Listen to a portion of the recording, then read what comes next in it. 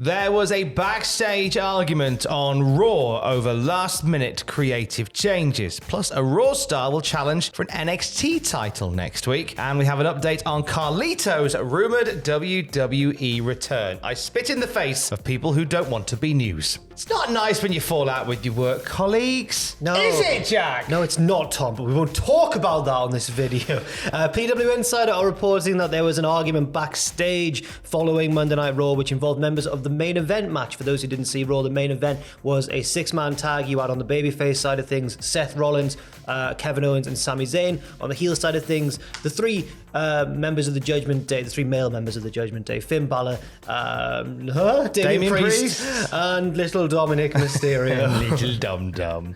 PWI confirmed that the brunt of the issues was how the match went, as there were apparently some spots throughout that didn't go as initially planned and were, quote, clunky, with two sources placing the blame on the fact that aspects of the match were changed at the last literal second. One source placing the blame on one talent who they didn't want to name, not to make the internet go insane. And that made as if we would. And that made me think, well, which one would it be? But then I think that the internet would go insane if anybody in this match was specifically mentioned. The last thing I need this week is more people asking me, who is it that they're talking about? You know.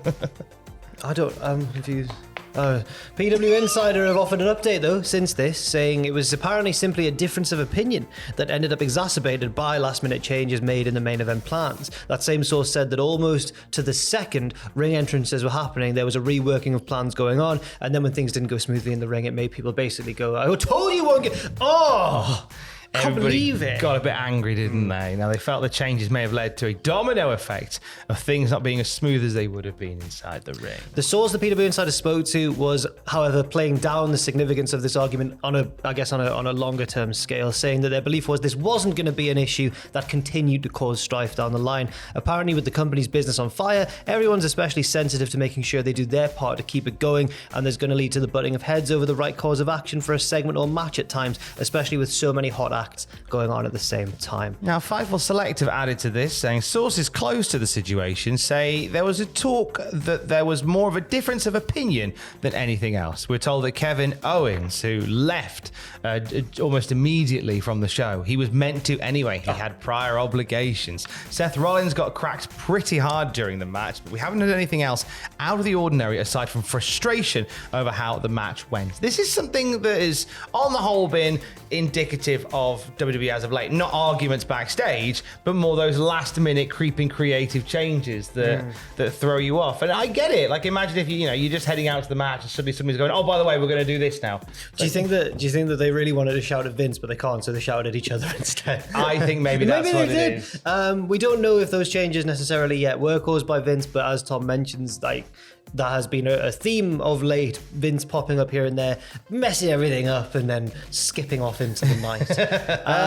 But I think the way that PW Insider's update framed it is almost in a positive way. Like, if this very same story had come out just a couple of years ago when WWE was in a bit of a creative slump, I think that would have been a far worse sign than it happening now. I think so. Now, Judgment Day were front and center throughout Raw on Monday night, as they were last night on NXT. In fact, one member of Judgment Day is about to challenge for an NXT title. It's Dominic Mysterio. He's going to challenge Wesley for the NXT North American Championship, accepting Wes's open challenge. Wes said that he didn't set an open challenge for the night. He was like, well, actually, I didn't set an open challenge tonight, but I will take you out anyway, which is, I think, needlessly passive-aggressive. You didn't need it. You do an open challenge every week, Wes. You didn't need to go, oh, it doesn't count tonight, but I'll wrestle you anyway. It is a bit passag, isn't it? Yeah, a little bit. But Dom then said, well, don't worry, because you need a week to prepare for me. Oh, yes. Deep pagag from NXT last night. The match is now official for next week. Dominic Mysterio facing Wesley for the NXT North American Championship. I don't mind it as a change of pace from Wes, who normally just goes out and has like these like 100 miles an hour, really impressive work ratey high matches. This could be more of a face heel dynamic rather than golly, look at these impressive boys dynamic. So I think this will be a nice change of pace for Wesley for 1 week. Could you imagine if they put the North American title on Dirty Dom?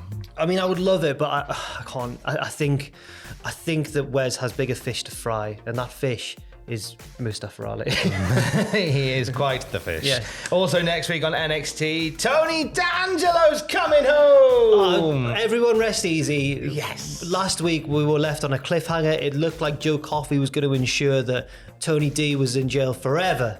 But instead, Tony's boy Stacks came through, winning the match against Joe Coffey, which, as per some sort of legally binding agreement, means that the charges against Tony are dropped and he is released from jail. I believe that's how the Birmingham Six got out. Yes. I think a few of the still free members won a tag match and they're allowed to walk free. And also, it means they get a tag title shot as well. They do indeed, yes. Not the Tony and Stack. No, the Birmingham Six. Not them. Tony. I don't even really know what he's talking about. I'm scared that they're going to come for me.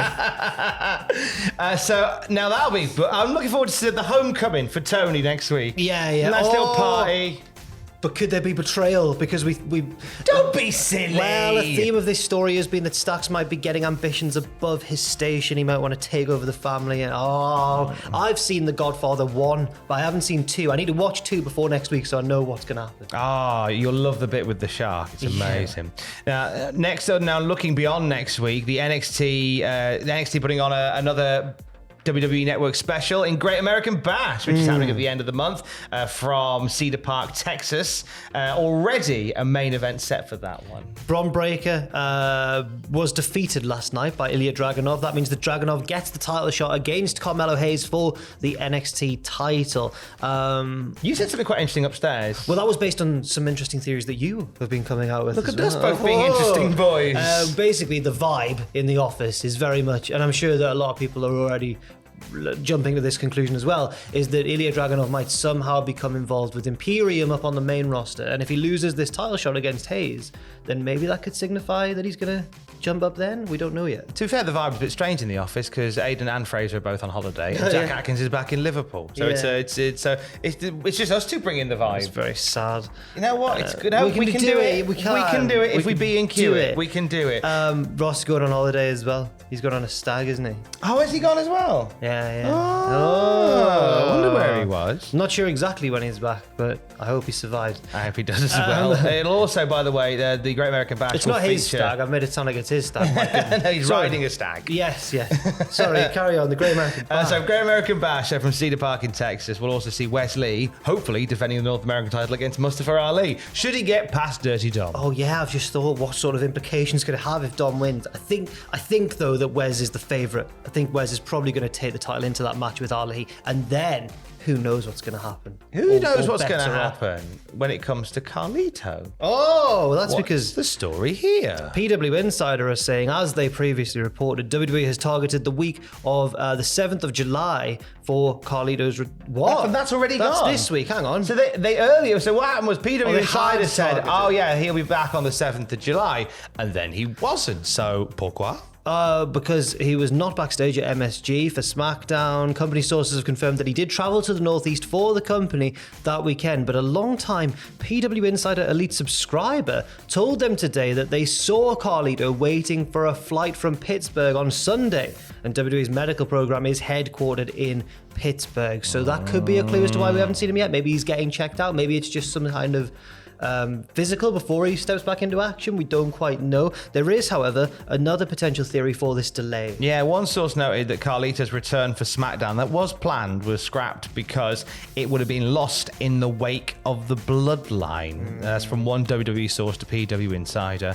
So it's for the best that he didn't return. LWO were used for cameo appearances on that episode, and there's a few names that were sort of not featured on SmackDown because that Bloodline segment was so gargantuan that it would just be lost. LA Knight had a dark segment instead that was shared online. It was getting towards 40 minutes long.